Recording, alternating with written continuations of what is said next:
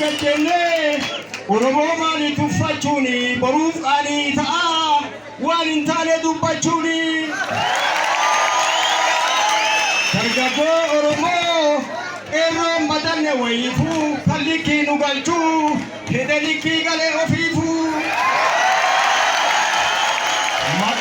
maqaleetti galtee kan likkii nu jette likkiisii agartee amma goobaan galee eenyu qawwee falmee harkaa qeerroo malee amma goobaan galee eenyu qawwee falmee harkaa qeerroo malee hinintii seenanii kan nagaarii tagachisiiftee eenanii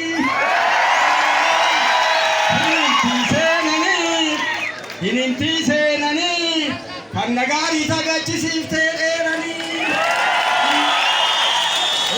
Galatoon maraa asitti ansee yaada gabaabaa tokkoon dabarsaa yaadni dabarsuu barbaadu yeroo ammaa kana diinni yeroo kamuu namni inni Oromoo irratti xiyyeeffatu jabaa Oromoo akka ta'e gaafii qabu akka waggaa hagaa maqaa kaanu Jawaariin dhufaa arra jeequmsa jira hin baay'inaa jedhanii yookaan odeeffannoo dhaga'ee